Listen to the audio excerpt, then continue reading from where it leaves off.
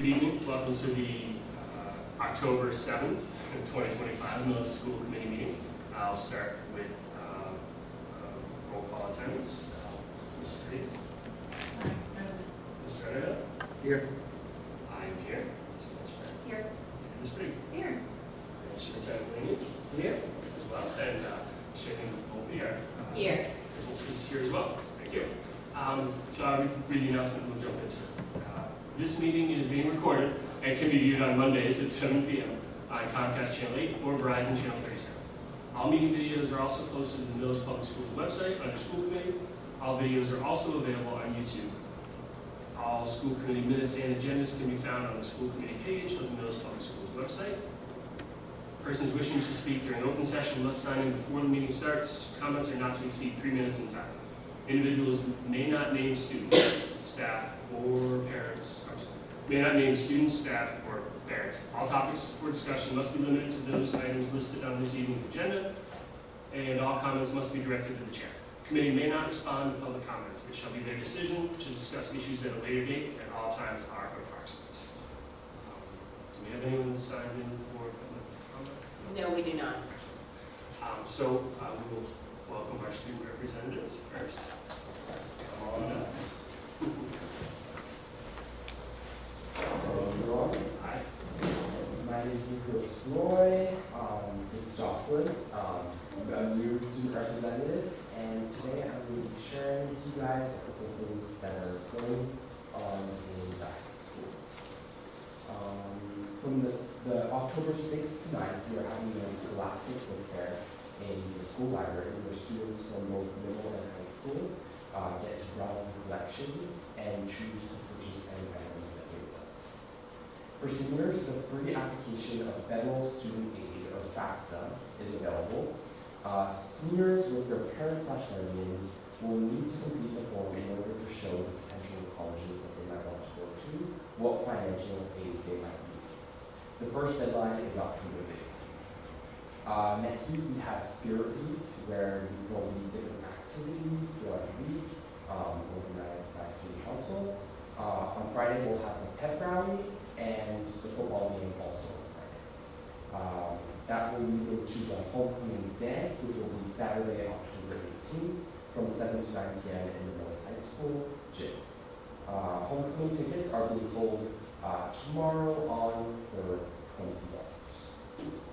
For clubs, members of the Mohawk Council went to the Native Powwow Annual Harvest Moon and Equator Celebration, which was hosted by the Massachusetts Prairie Indians of Native Tribe.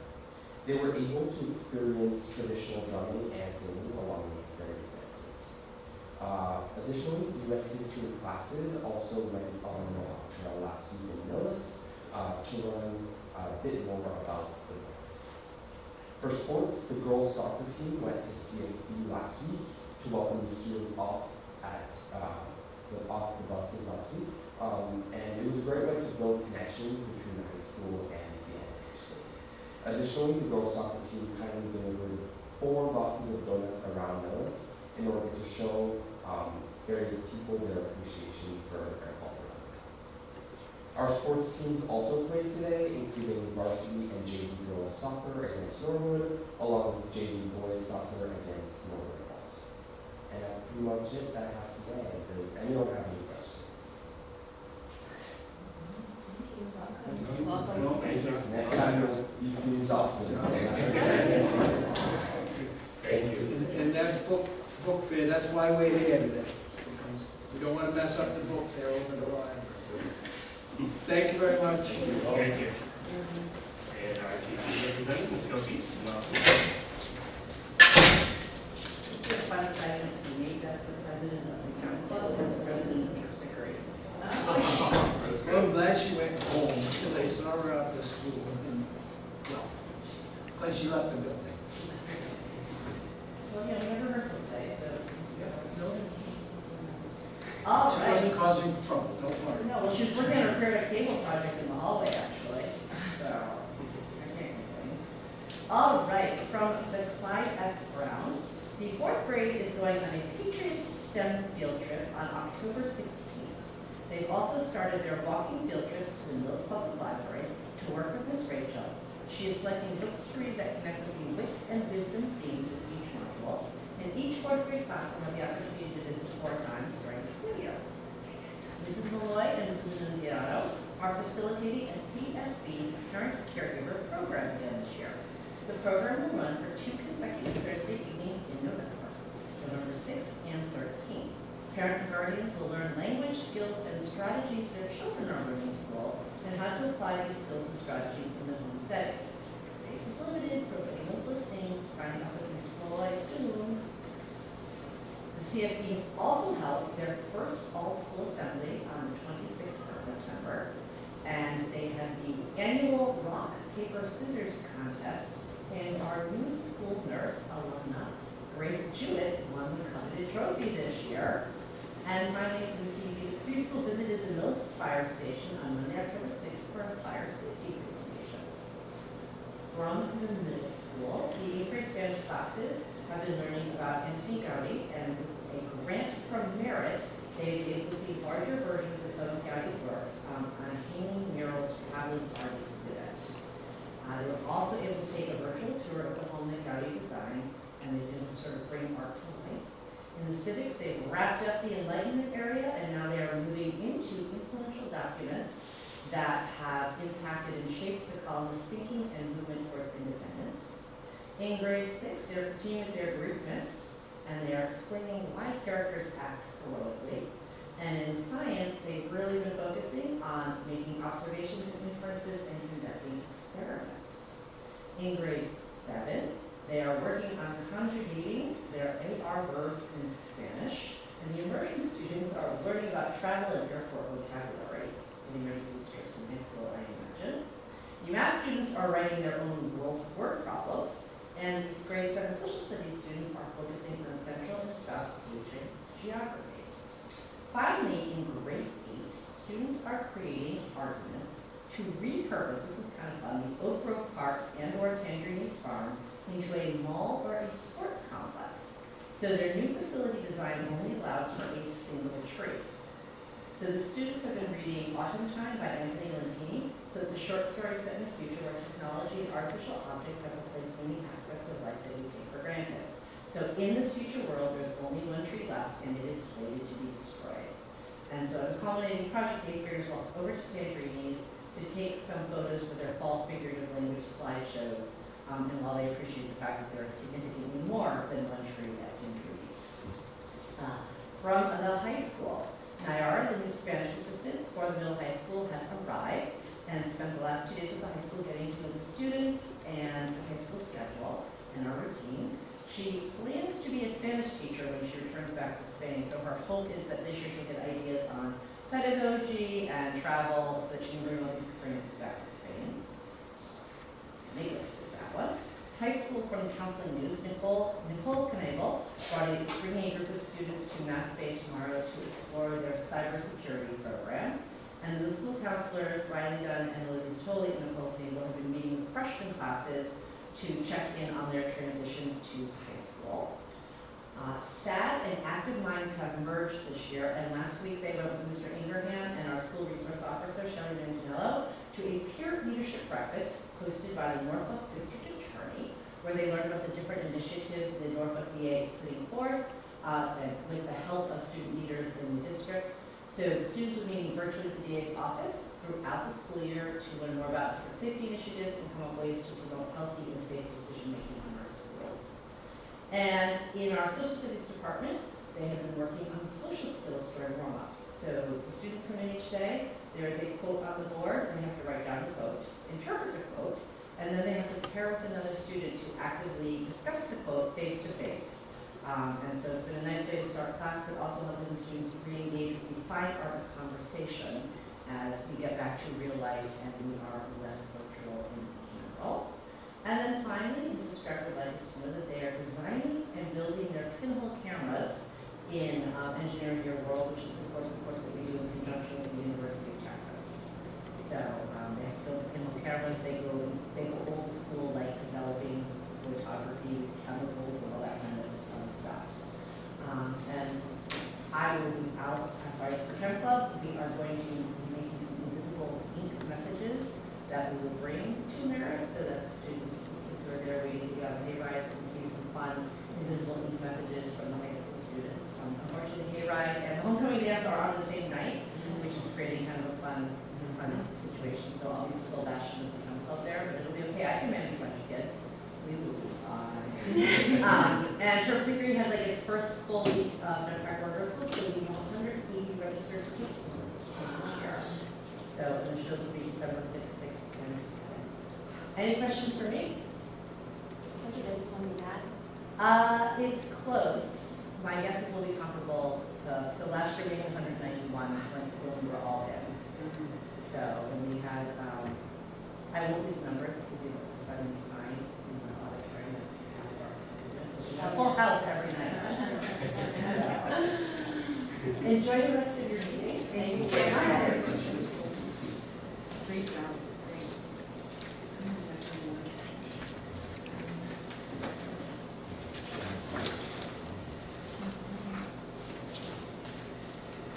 So we'll move to the action items. So the first is consideration to approve the September 16th, 2025 meeting minutes. Mr. Chair, That's great. I make a motion to approve the September 16th meeting minutes. Second. Moved and seconded. Any further discussion? All in favor? Aye. Passes unanimously. Next, we have consideration to approve a middle school field trip to the Trinity Theater in Providence, Rhode Island on November 25th, 2025. This is the annual trip the 8th grade does to the theater. They're reading A Christmas Carol. So it's very much aligns with what the students are reading. Mr. Chair, That's great. I make a motion to approve the middle school field trip to the Trinity Theater in Providence, Rhode Island on November 25th, 2025. Second. Moved and seconded. Any further discussion? All in favor? Aye. Passes unanimously. And then just one thing, one update, the committee approved the trip for chorus at the last meeting to go to the AMP Center in Providence. That date has been moved from, I think it was November 22nd to January 9th, 2026. So I don't know if we need to do another vote, but just as a point of information that trip, the date has moved. Thank you for telling us. I didn't know. Yeah. Before we approved that. Thank you. Next, we have consideration to approve the Millis High School, Millis Middle School, and Clyde F. Brown clubs for the 2025-26 school year. Those clubs are listed in the packet. It's nice to be able to offer things to kids outside of the school day. It should be in its own folder. Oh, it's over, sorry.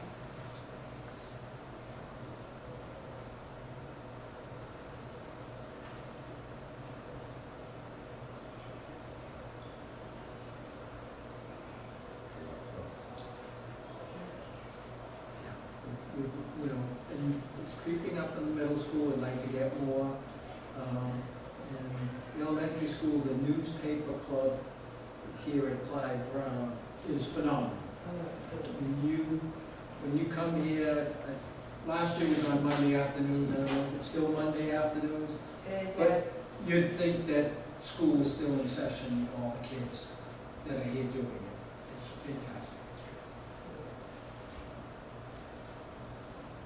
Mr. Chair, Yeah, that's great. I make a motion to approve the Millis Middle School, High School, and Clyde Brown clubs for the 25-26 school year. As presented. Moved and seconded. Any further discussion? All in favor? Aye. Passes unanimously. Next, we have consideration to appoint a 2025-26 representative for the Education Collaborative Tech Board of Directors. Traditionally, that's been the superintendent. If someone from the committee wanted to supplant me, you're more than welcome. But I You're doing great, I Bob. think you do a great job, yeah. Yeah, I thank you. don't think we can do any of that. I was just looking for that validation. Yeah, of course. Thank you. Mr. Chair, Ms. Briggs?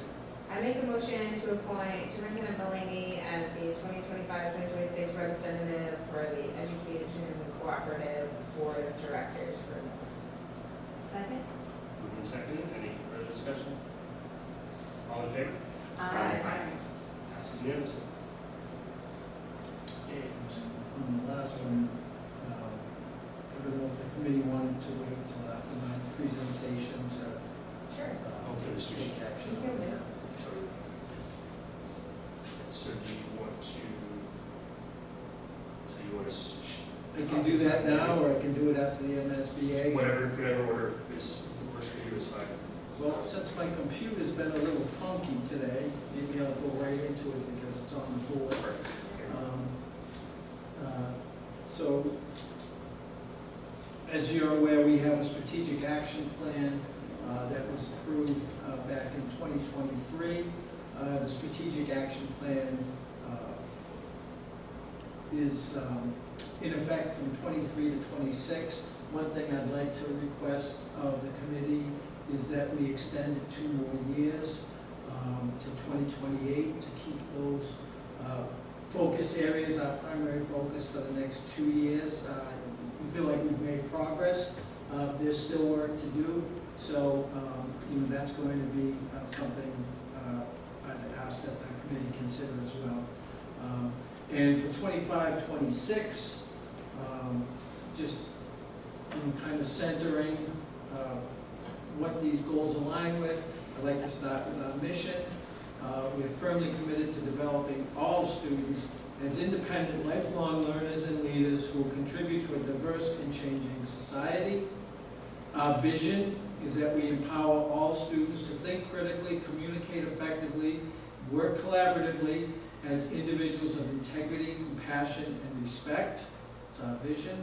Our theory of action is if we honor each student as an individual learner, recognizing that students have their own learning styles, interests, identities, passions, challenges to learning, strengths, and skill levels. If we engage, support, and challenge all students through varied and culturally inclusive instructional approaches that help students take ownership of their learning and foster their social and emotional growth. And if we afford students voice, choice, and flexibility in how they learn and allow students to demonstrate their understanding in various ways, then we will have those independent, lifelong learners and leaders who will positively contribute to a diverse and ever-changing society. So that's kind of the umbrella for everything. Goals for 2023 to 2026 that we would like to extend to 2028. Ensure rigorous and relevant learning for all students. Foster outstanding professional practice. Provide a healthy and supportive school environment, and maximize our resources and physical plant. And so the focus areas for this year, for 25-26, things we'd really like to focus on.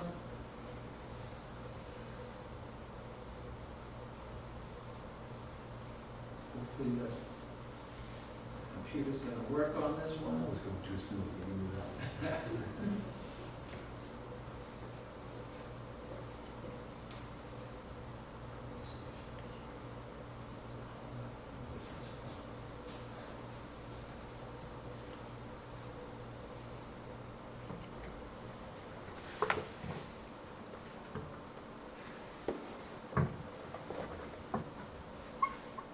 Going too smoothly, so I might have to go to my, oh, wait a minute, there we go.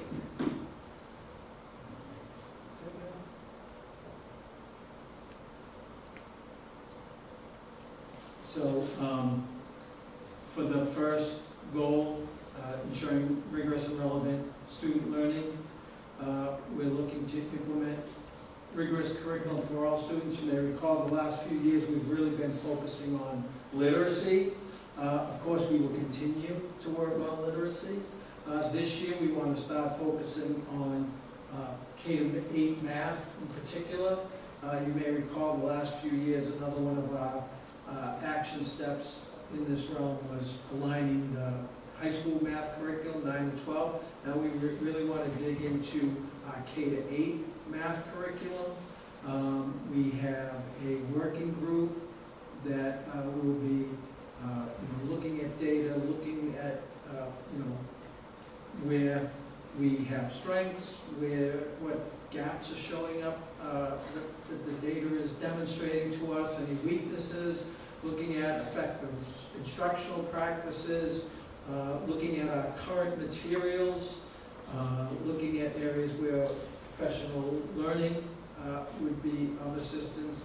And as this committee is doing this work, they'll also be providing some strategies and information on how inform practice this year. It's forward-looking, but it's also going to help classroom teachers this year.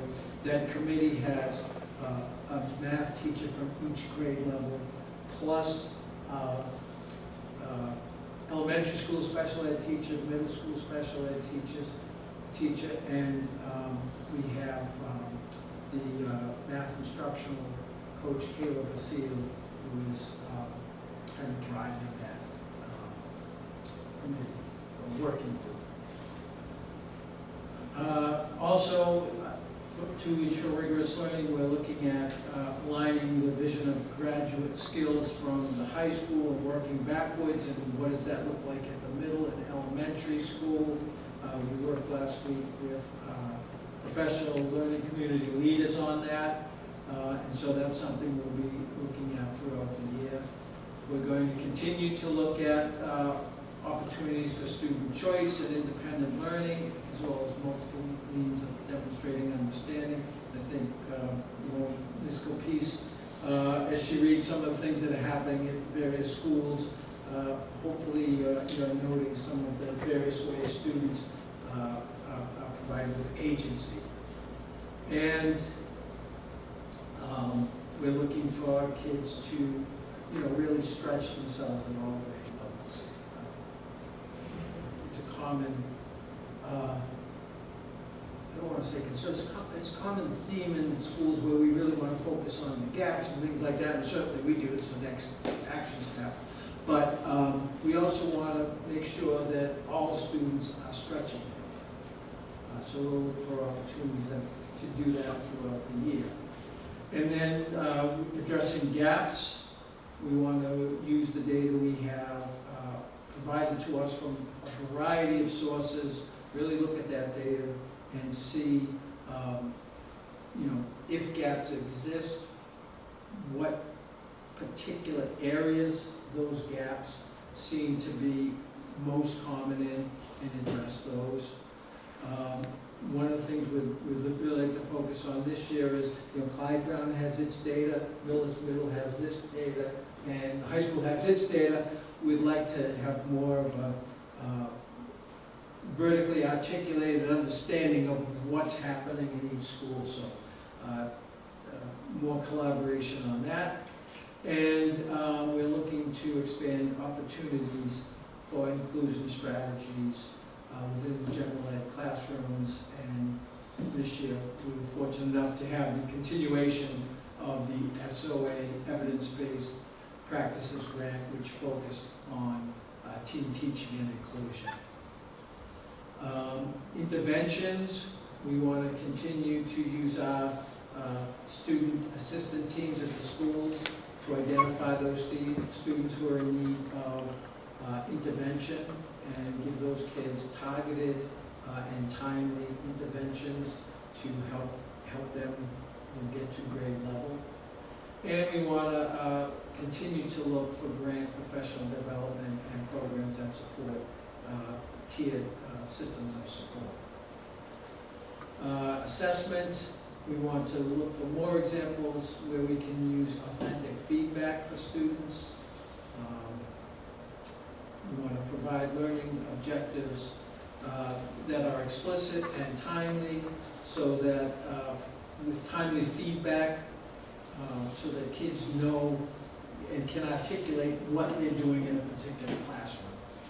And we want to provide students with a chance to look at their own learning and think about their own learning. and a lot of, what we're doing with portfolios and things like that, have that component built in. Kids thinking about what they've done, where they feel like they've been successful, where they feel like they need to improve, and where they feel like they want to improve. Outstanding professional practice steps. So with our staff, we want to continue to offer relevant professional learning.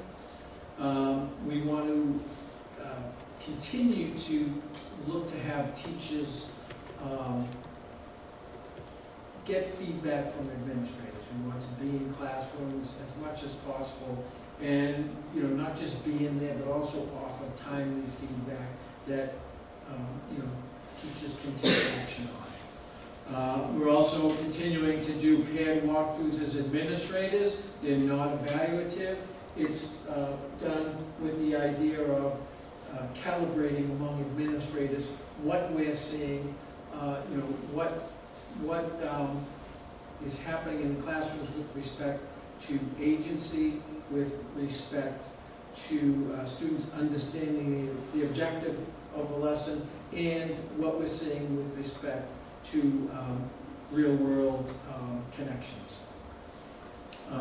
We'd like to have support peer observation at all our schools.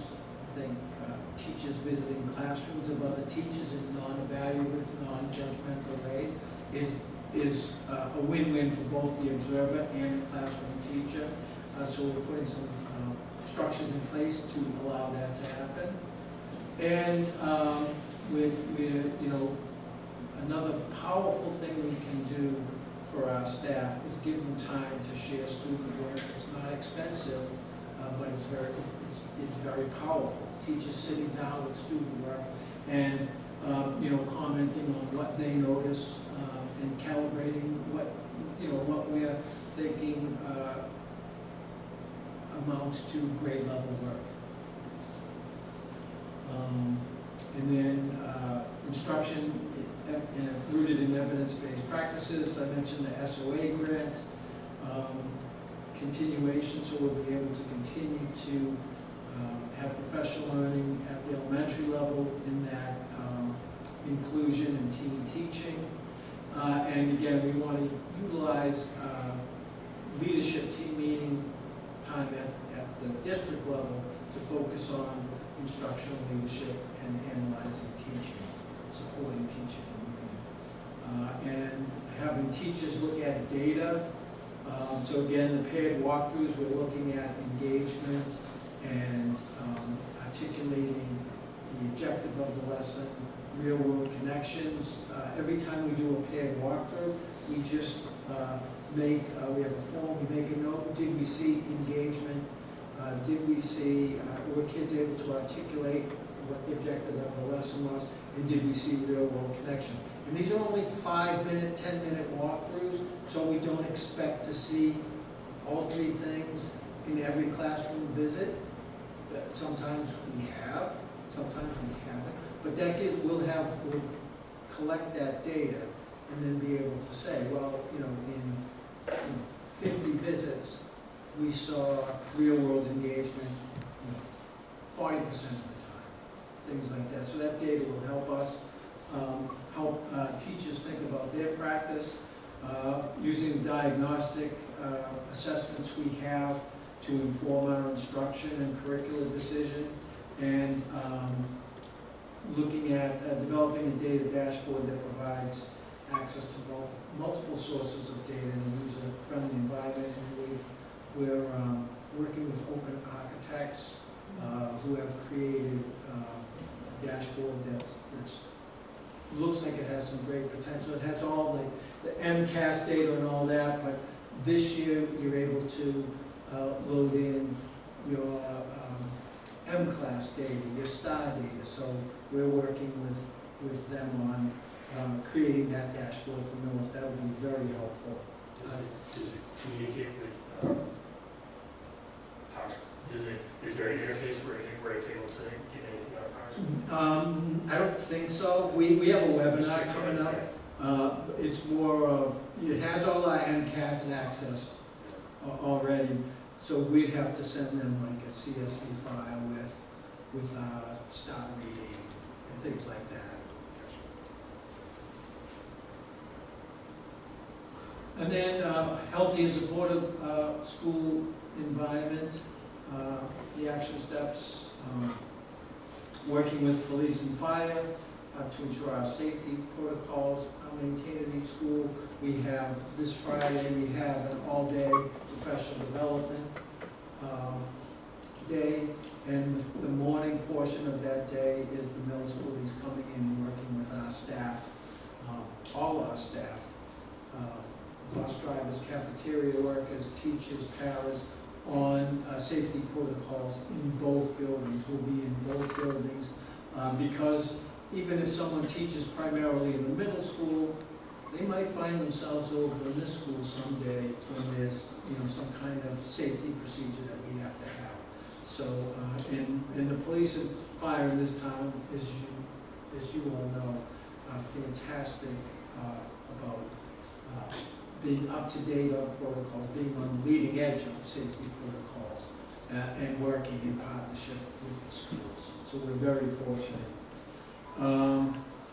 And then, you know, having those safety drills with students as well, and we'll be working on that throughout the year.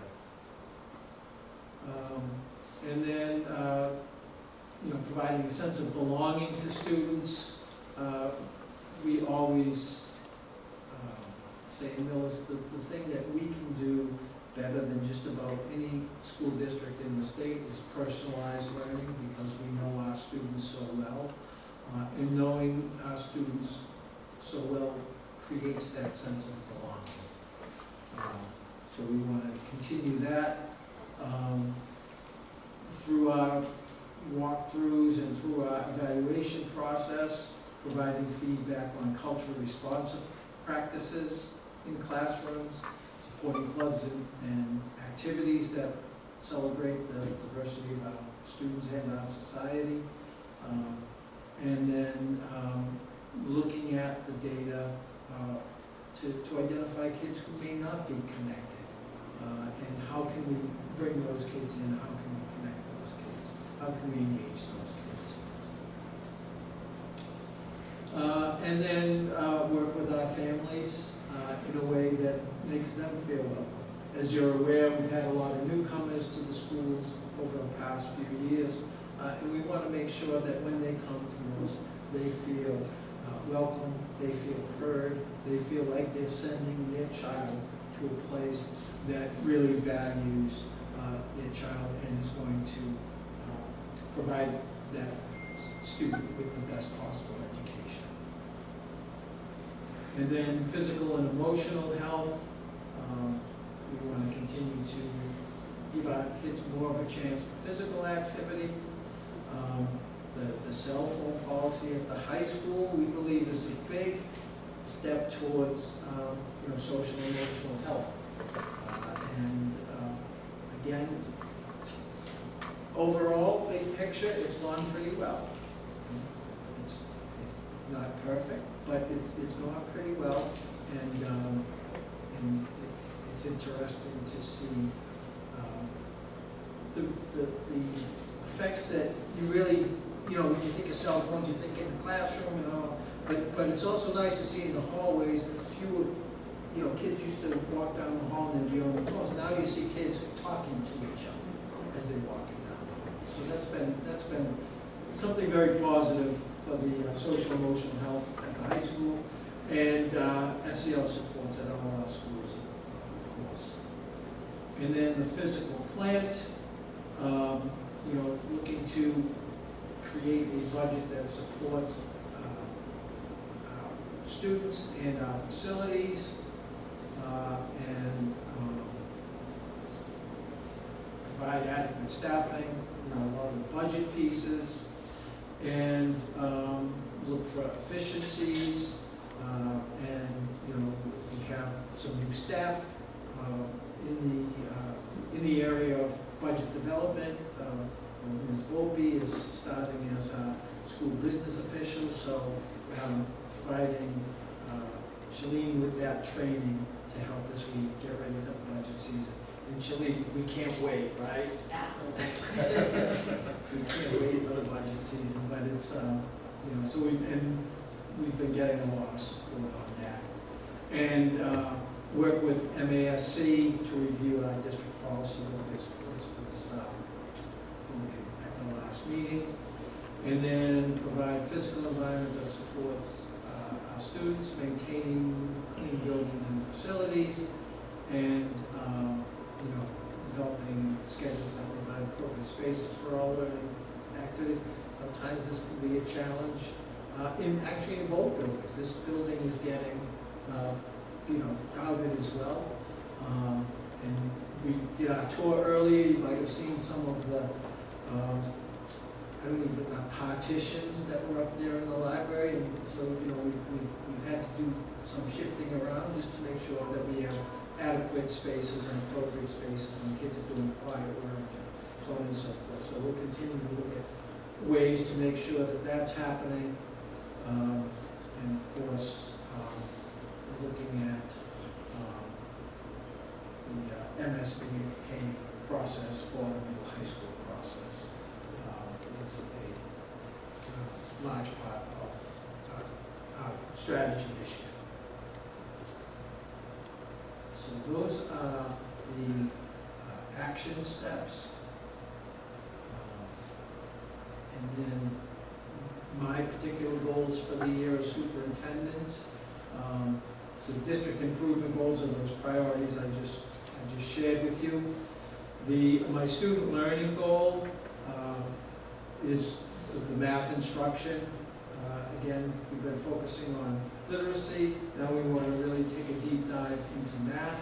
And this is a multi-year process. This is just the very beginning. And my hope is that as we're looking into our current practices, that much as the state did with literacy, I'm hoping that, and there's been some discussion of them doing similar things with math, providing some funding and things like this.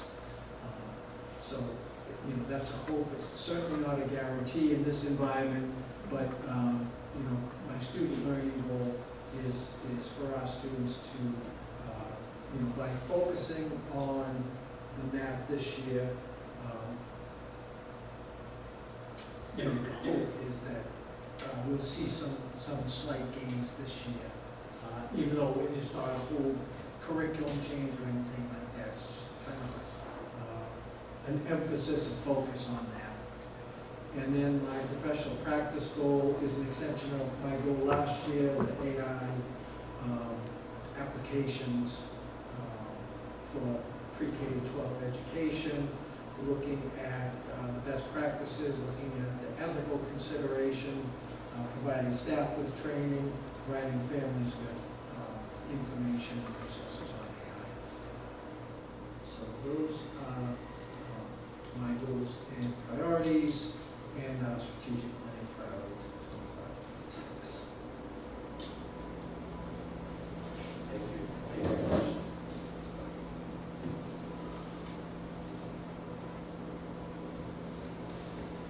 Is there, so, yeah. So, the idea of extending the strategic plan for 4 years is there, does the state have any requirement for if it's supposed to be X number of years and whether we, I know because the state requires the. Right. Is No, there any, there's nothing that we. There's no requirement. The only thing is we have to annually, you know, present our goals and have those approved. But the length of the plan is, you know, up to the district. And I just think, you know, we developed it for 3 years and not knowing where we'd be on the journey after 3 years. And I think, you know, given where we are, to continue with these goals, I think is the best interest of the district. You know, what we've been working on, continue that.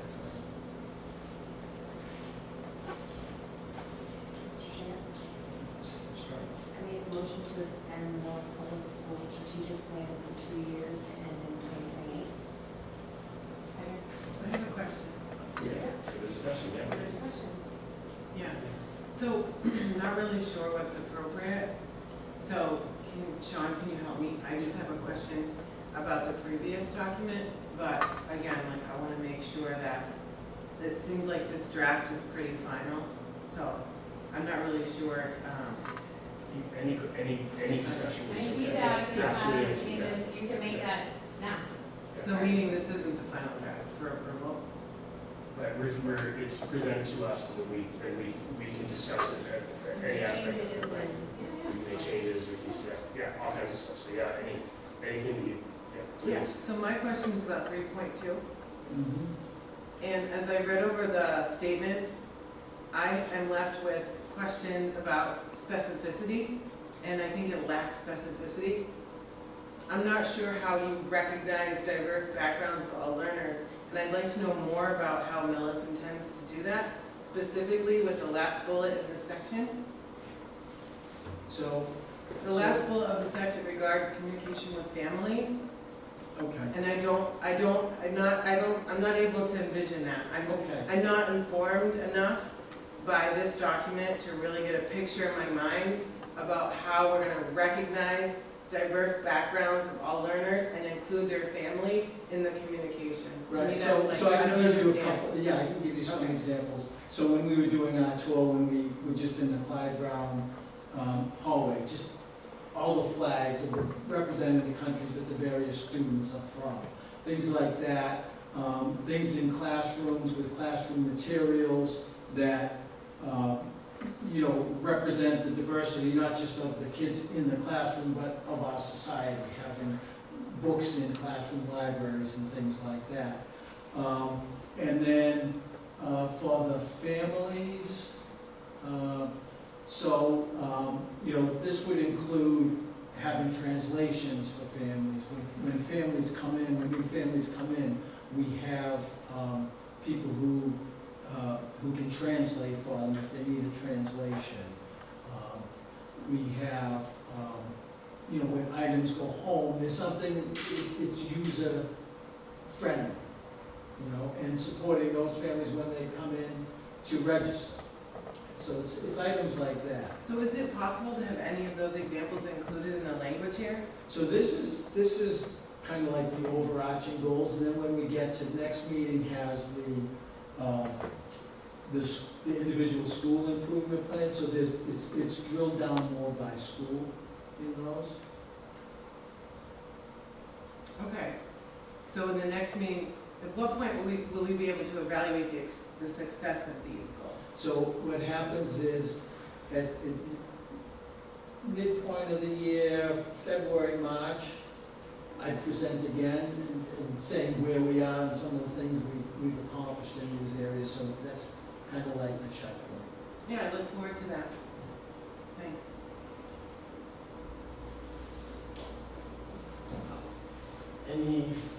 Any further discussion or questions? Thank you for that. No. So, all in favor of extending the strategic plan for 2 years to end in 2028? Aye. Aye. Passes unanimously. Thank you.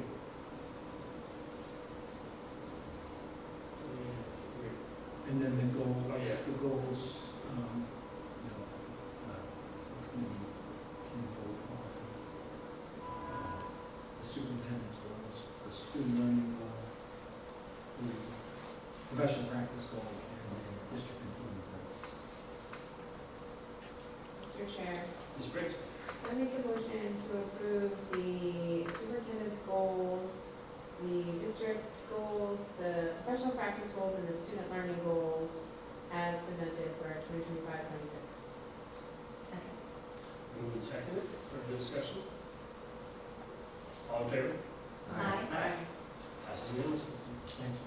Thank you. So the time and learning is next. We let him down a little bit with goals to meet. Is there additional time and learning? No, that is it.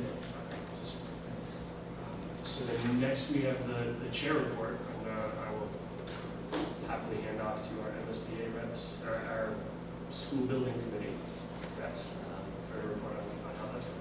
Sure, so we have amazing news, fantastic news. I said loud. But yes, let me project. We have fantastic news. At this Thursday's project scope and budget meeting with the MSBA, the reimbursement rate for the Millis Middle High School project was set at 58.08% for reimbursable expenses. There are some expenses like site work, fields, etc., that the MSBA does not reimburse for, and some other areas where they will only reimburse up to a certain amount.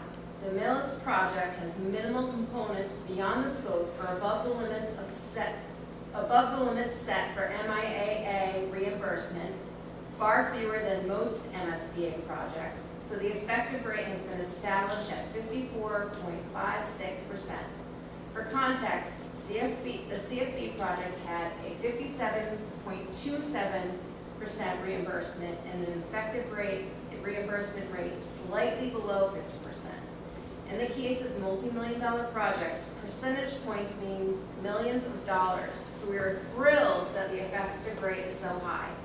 This projects to the state reimbursing $68.2 million for the project, and the town ultimately being responsible for $56.8 million. These numbers are beyond our most optimistic expectations.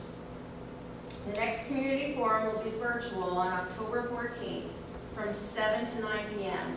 and a hybrid on October 28th at 7 p.m. with the in-person meeting held at the Middle High School auditorium.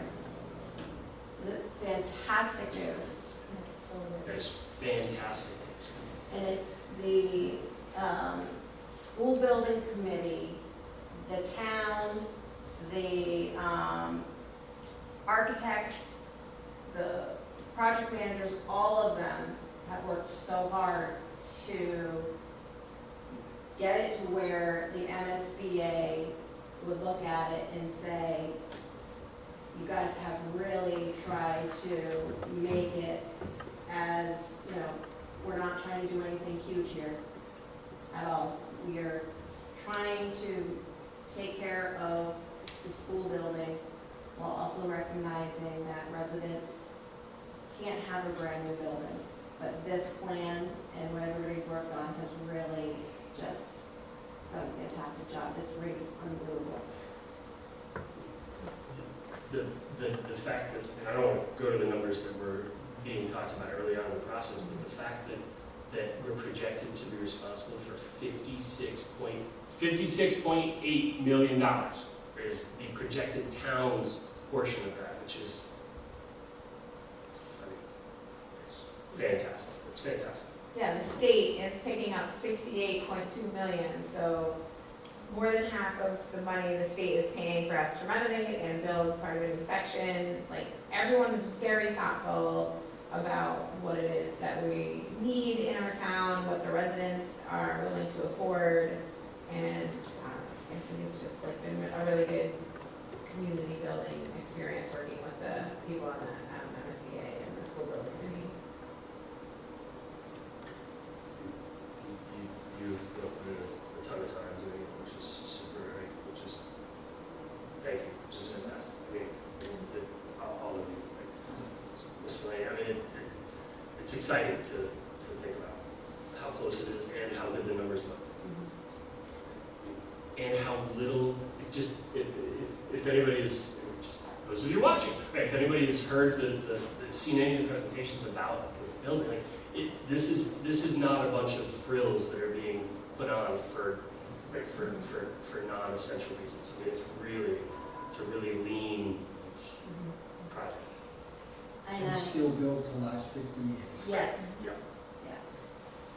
And I believe there is a group of parents out at all around town sharing educational information on the building project, and so we hope that you're able to, anybody out there who's listening, get some questions answered, and also come to our school committee meetings, go to select board meetings, FinCom meetings, and these community forums, because we have information we'd love to share.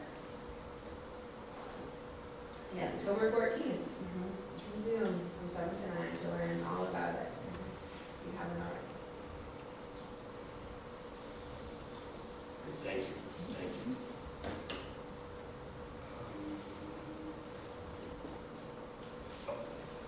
Ms. Millis, Superintendent report.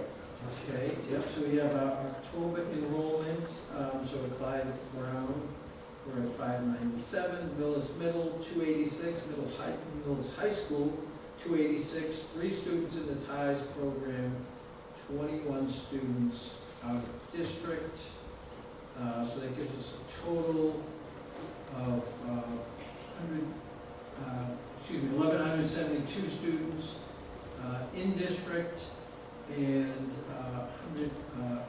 1,193 in and out of district, and we currently have 46 choice students.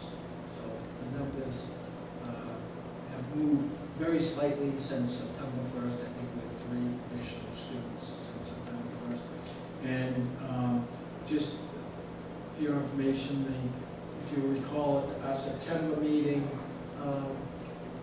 there was an error in the enrollment spreadsheet, so that's been updated, so that's in this packet as well as the October spreadsheet on enrollment.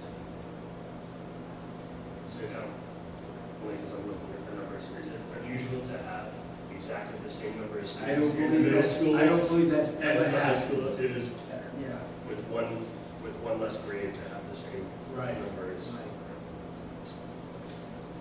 Couldn't help it. It's I know, it's, unusual. yeah. Very unusual. And then also in the packet is just the Education Cooperative Q4 financial report. The Tech Collaborative is,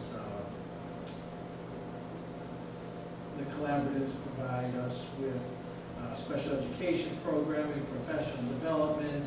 The Tech Collaborative does the student data privacy agreements with technology vendors. It's really a very strong collaborative, and it's financially strong as well as the information packet will confirm. So things are going well at Tech as well. And I think that's it for superintendent. Yeah, thank you. Thank you. I think there's any correspondence? So, the only school committee announcements I can think of are two, again, we mentioned those dates for the forums for the school building. October 14th, the virtual forum from 7 to 9, and then October 28th.